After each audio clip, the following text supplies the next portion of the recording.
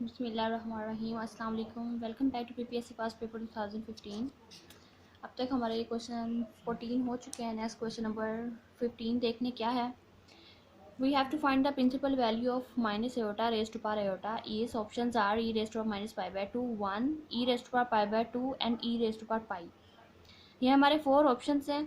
Principal value find करनी है कैसे कि कम्प्लेक्स नंबर की पावर भी एक कम्प्लेक्स नंबर, एक्सपोनेंट भी एक कम्प्लेक्स नंबर दिया गया। Exponent itself is a complex number. For example, power of z is also a complex number. Then इसकी जो प्रिंसिपल वैल्यू फाइंड करते हैं वो कैसे होगी, इसकी एक्सप्लेनेशन देख लें। जी डायरेक्ट आंसर बताओ तो भी, लेकिन अब मैं कंप्लीट इसका सॉल्यूशन करके वो साबित करूँगी कि कैसे ये बनता है। Z raise to power omega is equal to E raise to power डब्ल्यू लॉग ऑफ जी। लोगार्थम हम जी का लेंगे। अब जी क्या होगा, यहाँ पे एक्सपोनेंशियल है, ये is the exponential log omega log of जी। अब लॉग ऑफ जी कैसे फाइंड करते हैं। लॉग ऑफ जी ये सारा इक्वल हो जाएगा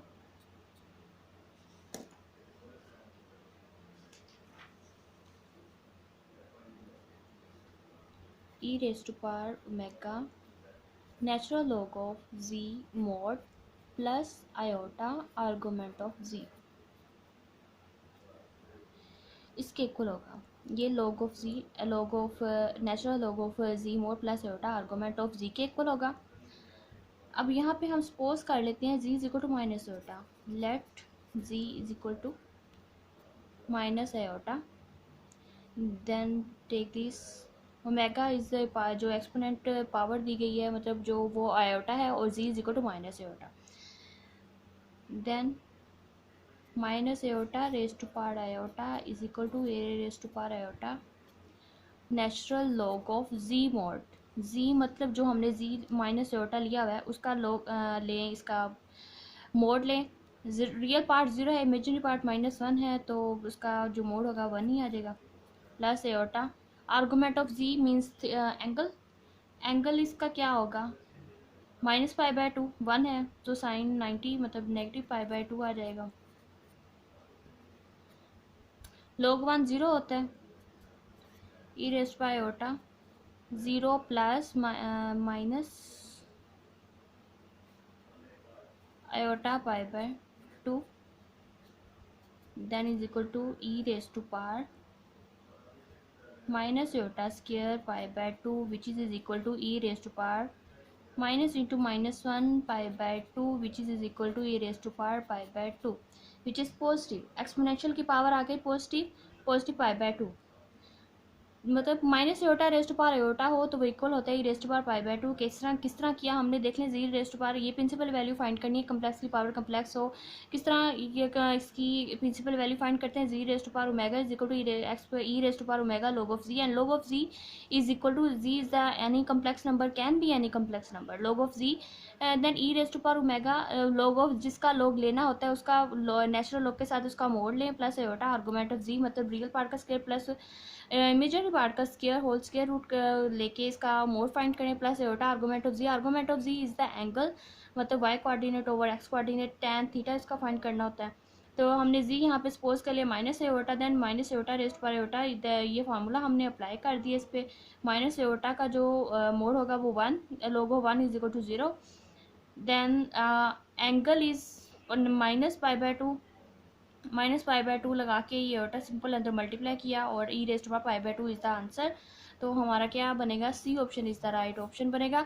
मैं अब ये भी हो सकता है क्वेश्चन आ जाए, इससे रिलेटेड भी आ सकता है। वो रिलेटेड क्वेश्चन क्या हो सकते हैं वो भी आपको बता देती हूँ।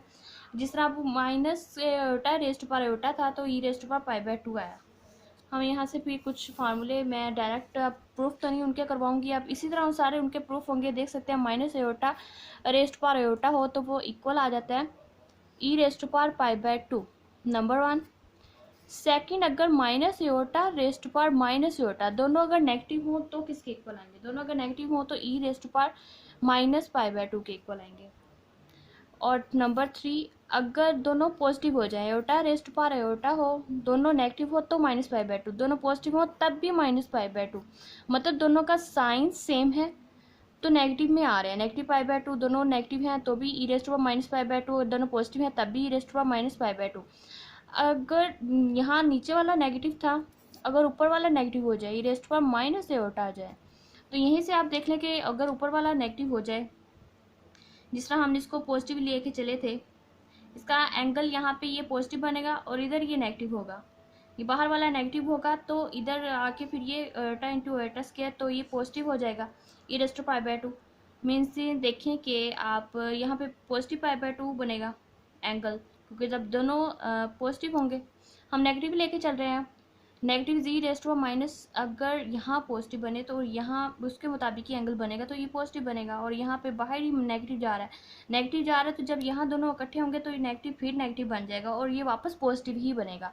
आयोटा रेस्ट पर माइनस आयोटा, तो ये e⁻π/2 बनेगा। आप खुद भी निकाल के देख लें, यही फार्मूला लगाएं तो आपको ये इसी तरह यही फार्मूले मिलेंगे। ये 4 फार्मूलाज बनते हैं। अगर डिफरेंट साइंस हो तो पॉजिटिव में अगर आ रहा है आंसर, और अगर दोनों नेगेटिव हो तो नेगेटिव में आंसर आ रहा है। आपको आप एज इट इज़ भी याद कर सकते हैं, खुद प्रूफ करके देखना चाहते हैं तो भी देख लें, इसी तरह होगा जिस तरह मैंने अभी ये करवाया। नेक्स्ट क्वेश्चन देख लेते हैं।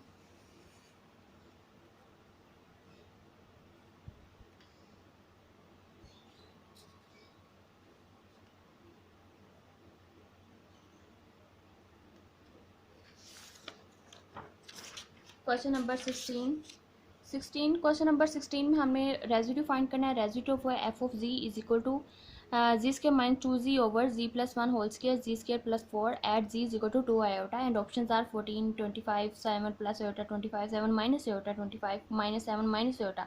अब देखिए कितने मिलते जुलते ऑप्शंस हैं, ज़रा भी कहीं प्लस माइनस की मिस्टेक हुई तो रॉन्ग ऑप्शन हम सेलेक्ट कर सकते हैं। तो बहुत एहतियात से फिर जिनके मिलते जुलते ऑप्शंस होते हैं, कैलकुलेशन वाला क्वेश्चन होता है, उनकी कैलकुलेशन बड़े ध्यान से करनी पड़ती है। फिर अब रेजिड्यू हमें इसका फंक्शन का निकालना है। Function is given that F of ji is equal to, थोड़ा सा घूम जाता है, F of ji is equal to z² - 2z/z + 1 square into z² + 4। इसको थोड़ा सा सिंप्लीफाई कर लेते हैं, z² - 2z/z + 1 स्क्वायर, z² + 4 को लिख सकते हैं z + 2 iota and z - 2 iota. ये हो गया। उसके बाद अब रेजिड्यू हमने फाइंड करना है। Residue of F of z at simple pole z is equal to 2 iota, which is equal to limit z approaches to 2 iota z minus 2 iota into f of z। अब लगा दें इस पे function limit z approaches to 2 iota z minus 2 iota and f of z is this z² minus 2z over z plus 1 square z plus 2 iota into z minus 2 iota। z minus 2 iota से cancel. Next इस पे limit लगा देते हैं, limit z approaches to 2 iota, वो क्या बनेगी, 2 iota का z स्क्वायर है तो 2 आयोटा का स्क्वायर बन जाएगा, -2 into 2 iota over 2 iota plus 1 whole square into 2 iota plus 2 iota is equal to 4 iota square minus 4 iota over, इसका स्क्वायर खोल लेते हैं, 4 iota square plus 4 iota plus 1 2 iota plus 2 iota 4 iota is equal to, इसमें से 4 iota common ले लें, अंदर बचेगा iota -1 over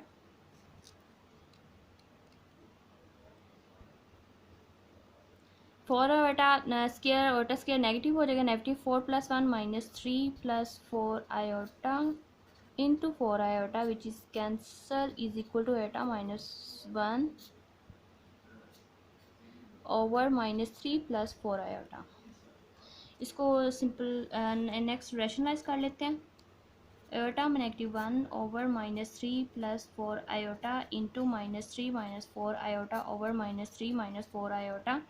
simple rationalise it, इन दोनों को मल्टीप्लाई कर लें। Iota -1 into -3 - 4 iota over -3 + 4 iota -3 - 4 iota is equal to -3 iota -4 iota square +3 + 4 iota over 3 square -4 iota square which is equal to -4 iota plus 4 and +3 7 plus iota over 9 + 16 which is equal to 7 plus iota over 9 + 16. Residue at simple pose z is equal to 2 iota, simplify and then we get 7 plus iota over 9 + 16.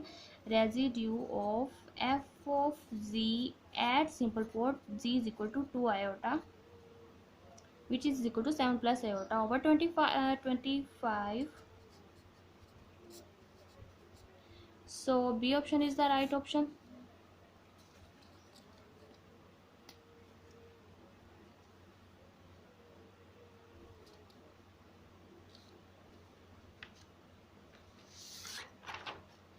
Next question number 17.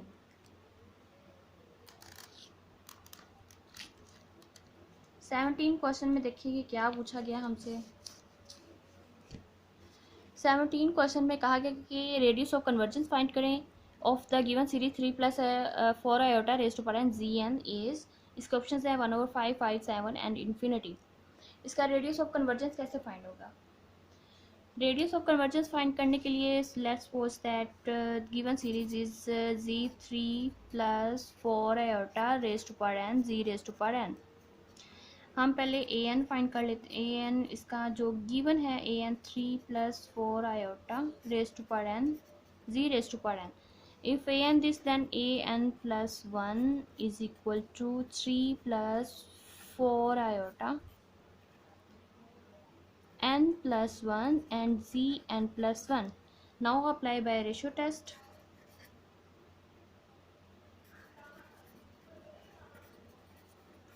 Ratio test apply करें।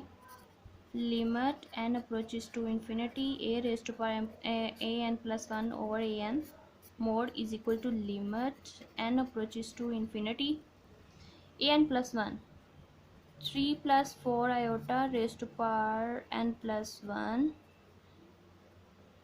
z n + 1 over 3 + 4 iota and n z n। Then we get n + 1 है, n वाले cancel, simple 1 ही बचेगी power इसकी। 3 + 4 iota into z। By ratio test ये जो limit है converge करेगी तब जब लेस देन 1 होगी। पहले तो इसको थोड़ा सा सिंप्लीफाई और कर लेते हैं। मज़ीद 3 + 4 आयोटा का मोड लैदा कर देते हैं और z का मोड लैदा कर देते हैं। और 3 + 4 आयोटा का मोड क्या होगा? 3 + 4 आयोटा का मोड होगा 9 + 16 into z mod is equal to 25 into z mod is equal to 5 into z mod. For if series is convergence ये सीरीज जो गिवन सीरीज है कन्वर्ज करेगी if z mod less than 1 के लिए converge, क्योंकि हमसे पूछा ही गया है रेडियस ऑफ कन्वर्जेंट ही फाइंड करना है। रेडियस ऑफ कन्वर्जन मतलब कन्वर्ज कहाँ करेगी? ये गिवन सीरीज कन्वर्ज करेगी if given series is less than 1। अगर ये लेस देन 1 है then this implies that z mod is equal to 1/5। z mod is equal to 1/5, that means radius of convergence is equal to 1/5. So right option is first option which is 1/5. अब ये 17 questions हो चुके हैं। Next, question number 18. Question number 18, very easy. Limit n approaches to infinity 1 plus x over n whole raised to power n is. Options are 1, 0, e raised to power x and e raised to power n. ये हमें पता है कि limit n approaches to infinity करे 1 plus में 1 over something हो, 2 by n हो, 3 by n हो, उसका ऑपोजिट ही उसकी एक्सपोनेंट में होना चाहिए. Limit n approaches to infinity है 1 प्लस एक्स ओवर एन है, तो एन एक्स ओवर एन का ऑपोजिट होगा, रेसिप्रोकल ले लें तो एन ओवर एक्स इसकी पावर में होना चाहिए था, लेकिन यहाँ सिर्फ एन दिया हुआ है, तो हम एक्स से डिवाइड एंड मल्टीप्लाई कर देते हैं. मल्टीप्लाई किया, इसका रेसिप्रो इतना तो ये बन गया, एक्सपोनेंट मतलब ई बन गया और इसकी पावर एक्स, तो ये हमारा सी ऑप्शन राइट है. कि कैसे है ये, एन अप्रोचेस टू इन्फिनिटी हो, 1 प्लस एक्स ओवर एन हो, तो उसका ऑपोजिट इसकी पावर एक्सपोनेंट में होना चाहिए, और जो एक्स्ट्रा चीज़ बनती है वो ई की पावर में बन जाती है, रेज टू पावर एक्स. ये इसका आंसर बनेगा. नेक्स्ट है हार्मोनिक फंक्शन के बारे में पूछा गया. U of X Y is equal to E raise to power x cos of Y is harmonic है, एनालिटिक है, नॉट हार्मोनिक है, नन ऑफ दिस. तो हार्मोनिक के लिए हमें पता है कि लैप्लास इक्वेशन सेटिस्फाई करवानी होती है. Laplace equation says that second time derivative of with respect to X with and second time derivative with respect to Y is equal to 0 होना चाहिए. इनका 2 times derivative with respect to X लें और 2 times derivative with respect to Y लें, फिर दोनों का सम करें, इज इक्वल टू 0 आए, तो ये मतलब ये एक लैप्लास इक्वेशन को जो फंक्शन सेटिस्फाई करता है फिर वो हार्मोनिक हो जाता है. अब विद रिस्पेक्ट टू 2 टाइम्स इसका डेरिवेटिव लें. अब यू ऑफ एक्स वाई हमें क्या दिया गया है, e raise to power x cos of y. जब इसका फर्स्ट टाइम डेरिवेटिव लेंगे पार्शियल यू और partial x with respect to x लेंगे, तो x as treated as variable and others are constant, so e raise to power x ही इसका derivative भी raise to power x ही होता है cos of y. Second time भी derivative लें तो भी यही बनेगा, partial square you over partial x square, इसका अगेन डेरिवेटिव लें विद रिस्पेक्ट टू एक्स तो e raise to power x cos of y ही रहेगा. अब इसका यू का अगेन डेरिवेटिव लें विद रिस्पेक्ट टू वाई. अब y यहाँ पे वेरिएबल है और x कांस्टेंट है, तो e रेस्ट पर x तो वैसे ही आएगा, और कोज ऑफ y का डेरिवेटिव होता है minus sine of y. Again इसका डेरिवेटिव लें partial square u over partial y square which is equal to a raised पर x. साइन y का डेरिवेटिव माइनस तो पहले ही है, कोज y. अब इन दोनों का सम कर लें, adding 1 and 2.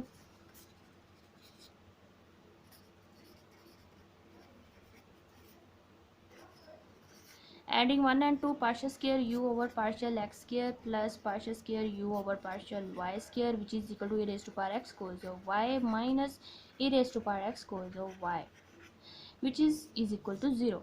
This satisfies the Laplace equation. So given a function is a harmonic function. जो एनालिटिक फंक्शन है वो तो कम्प्लेक्स पे डिफाइन किया जाता है, कम्प्लेक्स तो नहीं है. नॉट हार्मोनिक ये तो हमने साबित कर चुके हैं, वो हार्मोनिक है. Fourth one is none of this, तो ये हार्मोनिक फंक्शन है, हम साबित कर चुके हैं, और इसका राइट ऑप्शन फर्स्ट ऑप्शन ही बनता है कि वो हार्मोनिक है. ये सिंपल था कि इसकी पावर में उसका ऑपोजिट होना चाहिए.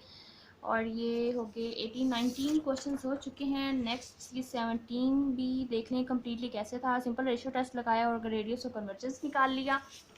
और 16 में हमने क्या किया था, इसका रेजिड्यू निकाला है, simple for Z is equal to 2 iota पे इसकी सिंप्लीफाई करके इसकी कैलकुलेशन से. और हमने स्टार्ट किया था क्वेश्चन नंबर 15 से ये कुछ फार्मूलाज हैं. और इसकी अब मैंने सोचा कि पीडीएफ इकट्ठी ही पूरे कंप्लीट पेपर 2015 की एक ही वीडियो में डाल दूंगी. सारी बार बार डालने से बेहतर है कि एक ही कंप्लीट पेपर विद एक ही मतलब पीडीएफ इसकी बना के एक ही वीडियो में डाल दूंगी. जब ये पेपर कंप्लीट होगा तब डाल दूंगी. और अब तक के लिए इतना ही. और नेक्स्ट जो 20 क्वेश्चन था, 20 क्वेश्चन, वो लैप्लास से ज़रा सॉल्व होने वाला है, वो with the complete in another video.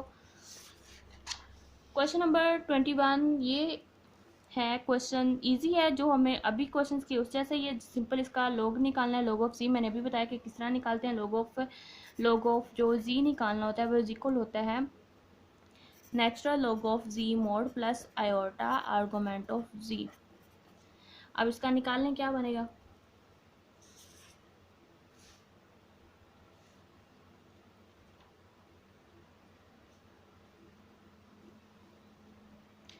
अब z जो यहाँ पे दिया गया है 1 प्लस आयोटा दिया गया. अब इसका जो 1 प्लस 1√2, तो इसका मोड बनेगा 2 raise to power 1/2 plus iota.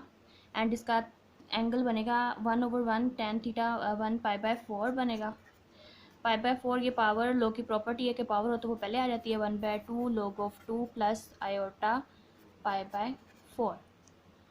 ये है हमारा log ऑफ z, मतलब log ऑफ z का मतलब log of 1 plus iota. log of 1 plus iota is equal to 1/2 log of 2 plus iota pi by 4। तो हमारा ऑप्शन जो है वो फर्स्ट ऑप्शन है, राइट ऑप्शन बन रहा है। 1/2 log of 2 plus pi by pi iota over 4, iota into pi by 4 कर ले। तो ये हमारे हो गए हैं 21 क्वेश्चंस।